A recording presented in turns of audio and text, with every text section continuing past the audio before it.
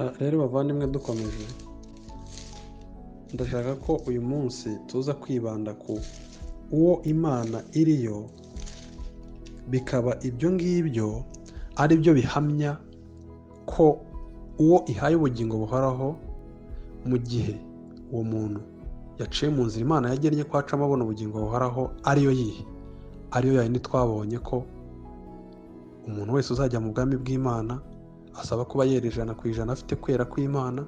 Tubona ko kwera kw'Imana kuva mu kwizera Kristo, Abaroma 3:21. Ariko noneho hariho gukiranuka kw'Imana kwahishuwe, kudaheshwa n'amategeko, nubwo amategeko n'ibyahano ari byo biguhamya. Niko gukiranuka kw'Imana abizeye bose baheshwa no kwizera Yesu Kristo. So aho ngaho bimaze kugenda bityo, umuntu wese uko gukiranuka bivuze iki? Bivuze ko akoze inzira Imana yagennye. Imana yo yavuze ko ubikoze ahabwa ubugingo bw'iteka. None ikibazo ngiki gikomeye, iyi Mana ivuze ko none umuntu yaciye muri iyo process, bivuze ko iyi Mana itarinze ubugingo bw'iteka ikazabugeza ku mperuka, yaba yarabeshye. Nta n'ikintu twaba tukiyizeraho. Bibiliya yose wawica ubundi agakiza umuntu aramutse ashobora kugatakaza, byaba bivuze ko bimwe mu bintu Imana yavuze ari ikinyoma. Iyi Mana yavuze gute kuri ibi by'agakiza? Yaravuze mu Bafilipi igice cya 6, ubundi kugira ngo umuntu atakaza agakiza, kugira ngo bibe bishoboka ko umuntu wizeye Kristo yatakaza agakiza, icya mbere bisaba ko Imana irekeraho kuba Imana. Reka mbere imbere bisaba ko bimwe mu byo Bibiliya yanditse habonekamo ikinyoma, kandi hamwe habonetse ikinyoma byaba ari intambwe ya mbere yo kubura ko n'ibindi byose bigomba kutizerwa. Nuvuga ngo hagize akantu kamwe mu by'Imana yavuze kaba ikinyoma muri Bibiliya, byaba bisobanuye ko n'ibindi byose byaba ukuri byaye ikinyoma tutabimenye, kuko n'ejo bundi byahinduka.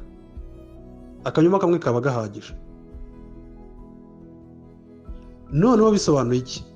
Bisobanuye ko nta muntu n'umwe waba hano ku isi abizi ko azabona n'ubugingo buhoraho. Bisobanuye ko wenda ariko n'isi itaremwe n'Imana, niba hari ikosa twabonye muri Bibiliya si ibindi byo twabyizera dute? Niyo mpamvu abantu benshi bo mu isi nabo mu madini bishimira kuba mu rujijo, bakishimira kuvuga ngo ntawamenya ibyo ari byo. Wambwira utari ko abantu bajya babera imbere y'Imana kubera ko bizeye Kristo, atoya wa mwana ujeje ubundi ntabwo ibyo bintu byamenyekana. Ukabona umuntu arimo araserebura kuba mu rujijo, akikingirana akavuga ati ngewe nemeye kuba mu rujijo, nibyo bima amahoro, kuko arabizi ko aje mu mucyo wa mugani wa Yohana ibi bye byamenyekana. Uko yigisha abantu babwira ko kugira ngo bazabone agakiza baza akabaderivaringa, akabamenaho amavuta, bakamuha amafaranga, bakamuha umuganura, byahita bimenyekana ibi bye.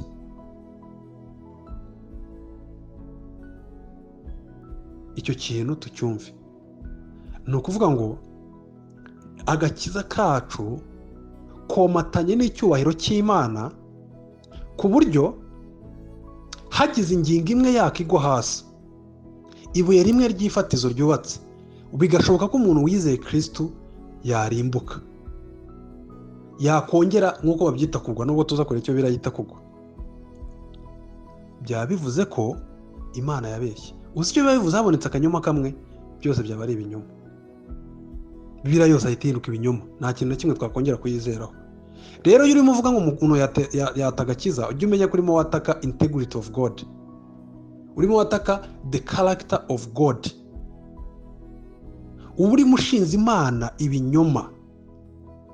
Mu byumva ibintu, hari ibintu bibiri. Hari muri assurance of salvation harimo ibintu bibiri. Hariho the security of the believer, hariho na the assurance of the believer. Nuvuga ngo kimwe kiri objective, ikindi kiri subjective. Objective nuvuga ngo ni ikintu kihame kiri hariya.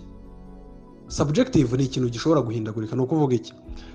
Ku buryo umuntu azajya mu ijuru, uwizeye bidasubirwaho, nta kabuza azajya mu ijuru. Uwakijijwe nta kabuza azajya mu ijuru. Iyo ni security of the believer. Ariko na assurance of the salvation yo ni mu mutima wanjye, nibyo nabyitaga subjective, mu mutima wanjye mfite gihamya cy'uko koko nizeye. Kwizera uwizeye wese azajya mu ijuru. Icyo ntabwo tugomba kukitindaho. Kubera iki turaza kubireba. Ikindi gikurikiraho ni subjective reality. Ese koko njye narizeye? Ubwo ikibazo ntabwo kikiri niba kwizera ubwabyo bihagije kujyana umuntu ubwami bw'Imana, ahubwo ikibazo ubwo kibaye ese koko kwizera byo nabibonye, nabonye ko aricyo kintu kizajyana umuntu mu ijuru ari we wese. Kwizera byonyine nta murimo wanjye ugiyeho, nta maturo yanjye nanze, atari uko nijabitse mu mazi ngo nta mubatizo utabigizemo uruhare. Hari igihe tubwira abantu kuvuka ubwa kabiri akumva ari ukubatizwa. Oya, ntabwo kuvuka ubwa kabiri ari ukubatizwa, nta nubwo kuvuka ubwa kabiri ari ukwizera. Igitabo cy'umuvandimwe yanditse atyo. Oya, kuvuka ubwa kabiri bibanziriza ukwizera, ahubwo bikabyara kwizera.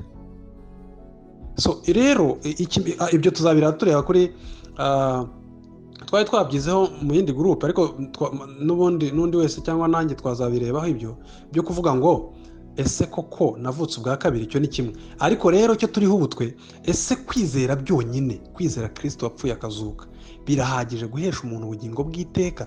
Kandi ibyo bintu biba rimwe kugeza iteka ryo, cyangwa ni Imana ifite ikaramu y'igiti na gome nini, ariko gome zayigira ngo nizo nyinshi mu isi, ikajya yandika yizeye uyu munsi ntago yizeye, ejo yizeye, isiba imusubiza mu gitabo cy'ubugingo, imukora mu gitabo cy'ubugingo. Ariko ibyago bihari murabizi, Bibiliya ivuga ko ari abacyanditswemo mu byahishuwe 13:8 uhereye ku kuremwa kw'isi. Reba igihe bagiriyemo mbere yuko babaho, noneho uraza kubasibamo ubasubizamo. Icyo gitabo cyaba ari icy'idini, ntabwo cyaba ari icy'Imana.